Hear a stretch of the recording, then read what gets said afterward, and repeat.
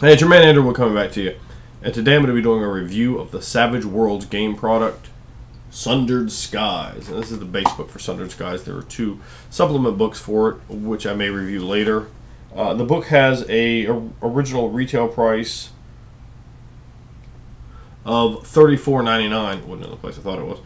Now, as you can see, just on the front there alone, and also on the back, just absolutely beautiful artwork on this. And I did an unboxing of this book previously, if you want to check that out on the inside cover here. Some really more just wonderful artwork. Now, this is a game that takes place in a world that has been ripped and torn asunder, and the likes of which no other world ever has. So it gives you a really interesting, unique opportunity to play a game. You play characters of traditional fantasy races that are forced to eke out meager survivals. The game has a lot of the flavor of like a Dark Sun sort of game, where a lot of what you're doing really is trying to survive. However, there's also ships. You have magic, and the power of divinity is still very real to these people. In fact, there are places where you can even go and see gods in this world. But it's not a world the likes of which a normal world is. This is what the world looks like. A bunch of land hunks floating in space in a large yellow, orangish void, and the void itself, looking upon that orange omnipresent light, can drive one utterly and totally insane. In fact, it's one of the biggest problems in the game, is being able to travel and adventure yet maintaining your sanity from the glowing orange void. And look at these islands. Look at this beautiful artwork they have here. And if you go too low, you will burn, and if you go too high, you will freeze. And past the glacier on the top, no one has ever been reported to have come back from there. Yet it is said in the draining sea, the glacier on top of the world, and it is from this glacier that the falling ice falls, and as it begins to hit the lower temperatures, it begins to melt, and that is where the rain comes from. There is no other rain in this world, so it is very very important. And as you can see, the lands that are further away from that water do pay the price for that, and the different islands that you're from have different aspects to them. They have different sorts of trade items. So you're, as a crew, and this is pretty much a game you play, you have a ship and you move around, and as a crew you may take ice somewhere to bring fresh water. You may bring lumber. You may bring different minerals to different places, or weapons, what have you. War is very illegal here. This is a world that was ravaged by war, and violence itself can lead someone to going glow mad. Glow mad can take place from looking into the orange void, or it can take place from indulging in violence too readily. So there's only two places really in the entire world where you can be openly violent because of the fear of glow madness. In fact, there's even a god that has succumbed to the glow madness. And this book is a combination of three things. It's a player's handbook, it's a dungeon master's guide. Actually, it's four things really. It's a player's handbook, dungeon master's guide, monster manual, and a plot point campaign setting. I personally wish they had not put a plot point campaign setting in here. The book is 176 pages. Shouldn't have put that in here. I would have liked to have more crunch, more stuff for players, more fluff, more flavor for the races, instead of the adventure stuff. That should go into a different book. That's the biggest downfall of a lot of the Savage Worlds products. There isn't enough fluff information. There should be more monsters detailed. There should be more cultural bits about the tribes, about these different races. And their book is really lacking in that. It's not terrible. It gives you some great roots, some really cool twists and ideas. As a player, do not read the Game Master section. I'm not going to review anything from the Game Master section because it will spoil that for you. The only reason I've read it is because I do plan to run this game. It's probably the next slated after my Meet the Mastermind game that I'm going to be running.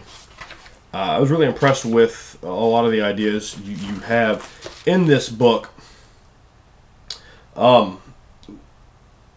People in this world are divided into several different races. And here's a picture. Let's see if I can get that zoomed in. Can you guys see that? I think you can. You can see a picture of the different races of people. There's a dwarf, and the dwarfs are very similar to dwarfs in other campaign settings. They do be more apt to use firearms. Dwarves, in this game there are guns. different kinds of guns. And there's ships that use magical propulsion, essentially, to get around. Other than that, it's very similar to a Dungeons and Dragons sort of game. You have hammers and bows and swords and fighting, and yes, there is fighting, despite the fact it can make you crazy. So it's even more dangerous. You really have to make sure that your mind isn't unraveled, doesn't go off on you. So it has a vague reminiscence of Cthulhu, and that not in that same horrendous sort of way, but still pretty bad to have this maddening glow. There's no sun. It's just this maddening orange glow. I'm not going to tell you what that is because that's a pretty big spoiler. The elves in this world are part plant and generally bastards. Most people do not care for them. They are slavers. They have created in their flesh forges at the foot of their god two races. One which is sentient and has many of them have escaped, so they can be played as well. Obviously, you can't play an escaped slave with an elf that's going to re-enslave them. Some of the elves that make more, I guess, applicable player characters, if you're going to have the other race, which are called the wildlings. If you're going to have that other race, there are elves that are helping smuggle them off, saying that they are sentient life forms, they deserve respect, they shouldn't be enslaved. But I'm going to go through all the races. The elves are part plant, and they have different types of elves that you can pick. You know, willow, thorn, rose, and they have different little, it gives them a different little ability and a different look to them, which is quite cool. I really like the elves being part plants. I think it's very neat. And the fact that the elves are, of the races, the most disliked, the most evil, is also neat, because that's typically, they kind of turn that on its head. Elves usually, you know, just the two nice ones, the perfect personification of humanity, Tolkien-esque sort of deals. They have orcs in this game. Orcs have a long lineage and history of piracy. In fact, one of the landmasses is actually a load of ships, mostly stolen by orc raiders, that have been tied together and created an entire island. Sort of remind me of Waterworld, and it seems like they have all the barges brought together, but this is much larger than that.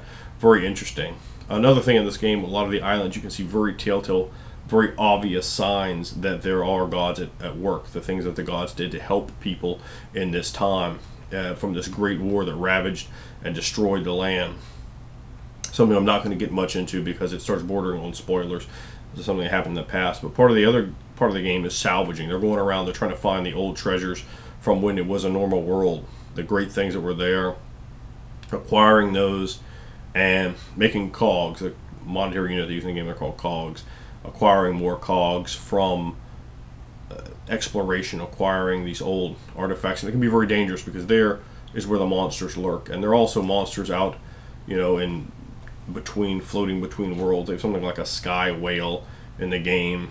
They have a number of strange, different types of monsters. One of the most prevalent and horrifying monsters in the game, however, are undead. There's vampires, zombies, liches, and necromancers that band together. Necromancy is very, very, very baneful in this game. There are also those that worship demons, another big-time bad guy in the game. They have a race called Draken, which are basically like kobolds, but they can ascend into dragonhood. They basically are born that way, so at the very beginning you have to sort of buy edges. Edges are like feats or like merits, depending on which game system you're more familiar with. But you acquire those, and by progressing most of your edges into this draconic build, you eventually go from a small size kobold, it's what a draken really is, into an utterly massive dragon. And their leaders of their kind are, of course, dragons. Now, of course, there are humans in this game as well. There are wildlings, and wildlings basically are small size typically, and they're all sorts of different animals. And one of the in the, I think it's called Player's Companion, they have some more list of wildlings, I believe. But you know, one of them is a rabbit, one of them is an ant, and they have different animals. And then they look like little anthropomorphic version of that animal, small size. And each of the different types has a different advantage, different ability, which gives you a lot of variety for player characters, which I like. They have sort of an evolved goblin. They're basically goblins with souls, and I don't want to explain any more about that, but they're called glowborn. They become larger and stronger. They're goblins when goblins undergo glow madness, there's a small chance they can become glowborn. And glowborn are, I think, pretty interesting looking. Like I said, orcs used to be pirates, so a lot of people kind of distrust them, dislike them. But they are not as hated as the elves. Elves are, you know, the most hated. But elves and orcs both have a lineage of slavery as well, from enslaving goblins and other creatures. So some races very much distrust them. The normal sorts of characters apply here. You know, you can play a pirate or a priest of the different gods, a warrior, a wizard. They have spells and magic in here. They also have like artificer types where you're playing with advanced super science technology and applied to a D&D setting, not for maybe super science that would be applied to a real world setting, a futuristic sort of game. So you have those three types: sorcery, technological, and divine, as well as various edges that allow you to sort of mimic D&D sort of style characters, whether they be paladins or rangers or such. One of the edges that one of the players in my game, they said the next time, you know, when we play this, he wants to be an orc pirate captain. And one of the edges you can take allows you to have like a crew of ghosts, and the ghosts are ancestor spirits to you. And you want a whole crew of like pirate ghosts. That, and it's based off one of your stats, how many you get. I think with his stat he could get 6, or maybe it was 8 of them. And the way he came up with it was kind of a cool deal. Have them basically always plotting and scheming against him, but they still have to do what he says, but they don't realize it. Like, they kind of think that each of them thinks that they're in control, and they're like scheming with each other. And I said, well, you know, we can have them so that they're feuding with each other too. And he has his flaws. He's got like I think a pig leg, so one of them like actually got over on him one time, and he almost killed him by conspiring events against him at the boat accident. So I thought it was a pretty neat way to bring some more flavor. And, you know, we kind of decided the ghost will be there with other player characters. They'll be trying to get the player characters to come in on their plots to you know, kill each other off, or to kill him off without having any concept, without having the ability to understand that they're in fact just remnants and vague memories. So it'll be interesting to develop out each of those personalities, which I'll take some time doing. I really like when players give me something cool, something fun and different to work with. Now, there are some wars. There's a trade council that rules with an iron fist. They rule the Sundered Skies. They are the most powerful influence. They collect the taxes. They make sure the islands aren't left, because when the war raged, some of the islands inhabitants just died because they weren't getting water. Like, all those routes just dried up of trade, and you don't have enough water on your island that you're stuck on, you will die. And they did. So, not to have those sort of things repeated. They're very anti-war, but there are some shadow wars that go on over brewing guilds, brewing ale. There's a war between some orcs and dwarves, so there's some tension there. The dwarves worship essentially almost like a huge golem, and you can actually go and meet it, although the dwarves are very reclusive. They kind of keep people back off their island. Elves are kind of the same way. The Draken have one city that they'll allow you to come in, but if you somehow escape from that city, get past it into their land, it will kill you. And the elves and dwarves, you know, can be sort of like that. They have a way sphere, which is something that's magical you use in your ship. And you go to these guild halls and you get dirt from other islands, and you take the dirt and you attune the way sphere to that, so your ship essentially, the way sphere is almost kind of like your GPS. And you don't have a satellite, you have the dirt to put on there and allow you to be taken directly to this island. So it's quite interesting. And the ships can only dock like that against the island. They can't fly over them. Not directly at any rate. I think it has to be, I think it was at least 100 feet over, if not more than 100 feet over the island to actually go over it. Another huge catastrophe that can happen is the islands can actually fall. Like, you know, one island will be here, another island will be here, another one will be down here, and one island can just fall out of its orbit and crush the island beneath it. In fact, one of the islands here, Star Crater Island. I'll get this straight in a minute. You can see it right there. You can see that little glowing thing in the middle of it. That's how that actually happened. And another island fell into it and crushed it. And pretty serious deal. One of the things I do like about the Savage Worlds system is it gives you a good amount of customization for your character. You don't have to play. You're basically given a set of points, and if you want your stats higher, you can get your stats a little bit higher. You take hindrances; it'll help you out, and you can invest your points there. If you want to have a character that's richer, you can make him richer. If you want to have more edges, you can buy. Like you can start with like 2. I think the highest, because there are 2 races I think to get extra edge. So you can start with like 3 extra edges, but you wouldn't get any extra stat points. Or you can mix and match. You can get extra skills. And it works out well like that. Some of the races have higher stats, like orcs start off with intimidation for free, and they start off with higher strength. You know, and that of course makes sense.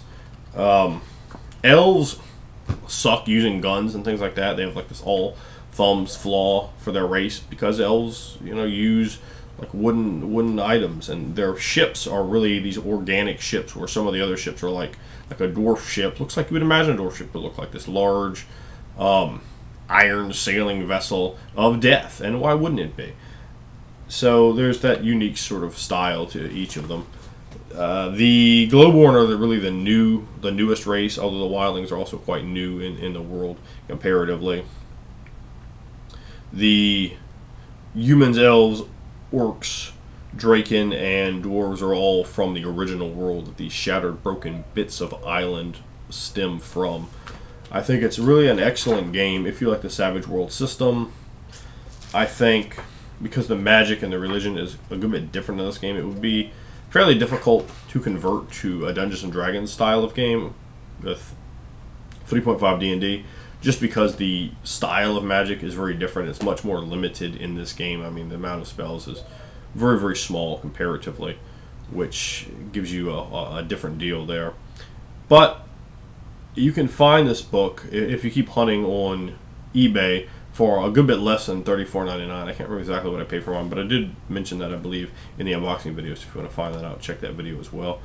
But that Sundered Sky, and I think the game really offers a lot of interesting monsters, a lot of interesting opportunity to play a lot of different roles. You can be pirates, you can transport goods from one place to another, you can go out hunting for food, you can go searching ancient ruins and find valuable items there, and have battles with creatures and have grand, interesting adventures. So the game has a lot going for it.